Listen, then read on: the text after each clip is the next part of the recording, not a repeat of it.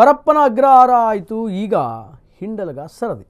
ಬೆಳಗಾವಿ ಜೈಲಿನಲ್ಲಿ red light ದಂಧೆ ನಡೀತಾ ಇದೆನಾ ಅನ್ನುವಂತಹ ಅನುಮಾನಗಳು ಈಗ ವ್ಯಕ್ತವಾಗ್ತಾ ಇದೆ. ಇದು ನಿಜವಾಗಲೂ ಬಂದೀಖಾನೆಗಳ ಅಥವಾ ವೇಶ್ಯಾವಾಟಿಕೆಯ ಅಡ್ಡಗಳ ಅನ್ನುವಂತಹ ಪ್ರಶ್ನೆಗಳೇ ವ್ಯಕ್ತವಾಗ್ತಾ ಇದೆ.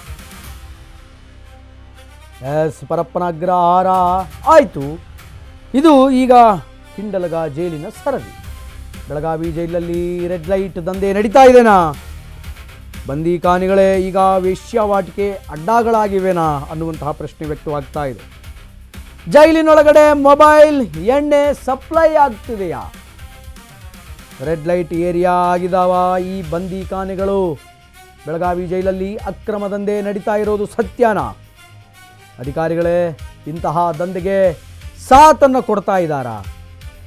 ಮಿನಿಸ್ಟರ್ ಪ್ರಿಯಾಂಕ ಖರ್ಗೆ ಈ ಸುದ್ದಿಯನ್ನು ಆಬ್ವಿಯಸ್ಲಿ ನೋಡಲೇಬೇಕು. ಪ್ರಿಯಾಂಕ ಖರ್ಗೆ ಗಮನಿಸಬೇಕಾದಂತಹ ಸ್ಪೆಷಲ್ ಸ್ಟೋರಿ ಇದು.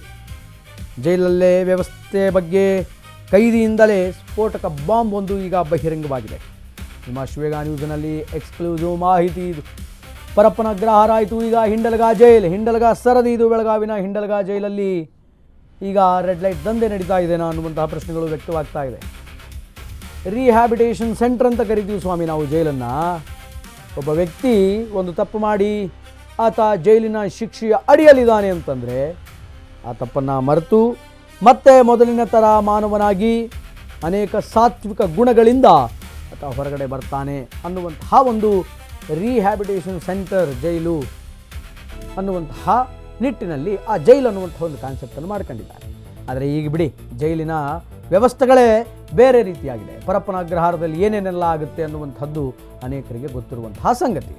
ಅದೆಂಥ ಸ್ಟ್ರಿಕ್ಟ್ ಆಫೀಸರ್ ಬಂದರೂ ಕೂಡ ನಮ್ಮ ಕೈದಿಗಳಿಗೆ ಏನೇನು ತಲುಪಬೇಕು ಅದೆಲ್ಲವೂ ಕೂಡ ತಲುಪುತ್ತೆ. ಸೊ ಈಗ ಹಿಂಡಲಗ ಜೈಲಲ್ಲೂ ಕೂಡ ಇದೇ ಹಣೆ ಬರ. ಯಾಕೆಂತಂದರೆ ಅಲ್ಲಿನ ಕೈದಿಗಳ ಕೈಯಲ್ಲಿ ಮೊಬೈಲ್ ಇರುತ್ತೆ. ಅಲ್ಲಿನ ಕೈದಿಗಳಿಗೆ ಏನು ವಸ್ತುಗಳು ಬೇಕೋ ಆ ವಸ್ತುಗಳು ಸಿಗುತ್ತೆ. ಎಣ್ಣೆ ಬೇಕಾದರೆ ಎಣ್ಣೆ ಸಿಗುತ್ತೆ, ಬೀಡಿ ಸಿಗರೇಟ್ ಬೇಕಾದರೆ ಅದು ಸಿಗುತ್ತೆ, ಎಲ್ಲವೂ ಸಿಗುತ್ತೆ. ಜೈಲಲ್ಲಿ ಕರಾಳ ಸತ್ಯ ಬಯಲು ಮಾಡಿದಂತಹ ಸಾಯಿ ಕುಮಾರ್, ಬೆಳಗಾವಿ ಹಿಂಡಲಗ ಜೈಲಲ್ಲಿದ್ದಂತಹ ಕೈದಿ ಈತ ಸಾಯಿ ಕುಮಾರ್ ಅನ್ನುವಂತಹ ವ್ಯಕ್ತಿ ಹಿಂಡಲಗ ಜೈಲಲ್ಲಿದ್ದ. ಜೈಲಲ್ಲಿ ವೇಶ್ಯಾವಾಟಿಕೆ ದಂಧೆ ನಡೆಸ್ತಾರಂತೆ ಅಧಿಕಾರಿಗಳು. ನನ್ನ ಬಳಿ ವೇಶ್ಯಾವಾಟಿಕೆ ದಂಧೆ ವಿಡಿಯೋ ಇದೆ ಅಂತ ಕೈದಿ ಹೇಳಿದಾನೆ. ಹಿಂಡಲಗ ಜೈಲಿನ ವ್ಯವಸ್ಥೆ ಬಗ್ಗೆ ಕೈದಿ ಸ್ಫೋಟಕ ಆರೋಪವನ್ನು ಮಾಡ್ತಾ ಇದ್ದಾನೆ. ಜೈಲಿಗೆ ಮೊಬೈಲ್ ಎಣ್ಣೆ ಸಪ್ಲೈ ಮಾಡೋದೇ ಅಧಿಕಾರಿಗಳಂತೆ. ಜೈಲಧಿಕಾರಿಗಳೇ ಸಪ್ಲೈ ಮಾಡ್ತಾರಂತೆ. ಹಿಂಡಲಗ ಜೈಲು ಅಧಿಕಾರಿಗಳ ವಿರುದ್ಧ ಈಗ ಗಂಭೀರ ಆರೋಪ. ಜೈಲಲ್ಲಿದ್ದ ಕೈದಿಯಿಂದ ಸಂಬಂಧಪಟ್ಟ ಅಧಿಕಾರಿಗಳಿಗೆ ದೂರು ಅನ್ನುವಂಥದ್ದು ಹೋಗಿದೆ. ತುಮಕೂರು ಮೂಲದ ಸಾಯಿ ಕುಮಾರ್ ಎಂಬಾತ ಕಂಪ್ಲೇಂಟನ್ನು ನೀಡಿದ್ದಾನೆ. 2024ರಲ್ಲಿ ಪ್ರಕರಣವೊಂದಕ್ಕೆ ಹಿಂಡಲಗ ಜೈಲಲ್ಲಿ ಕೈದಿಯಾಗಿ ಈತ ಎಂಟ್ರಿ ಆಗಿದ್ದ. ಆತ ಇದ್ದಂತಹ ಜೈಲಿನ ವ್ಯವಸ್ಥೆ ಕುರಿತು ಮಾಹಿತಿಯನ್ನು ಬಿಚ್ಚಿಟ್ಟಿದ್ದಾನೆ.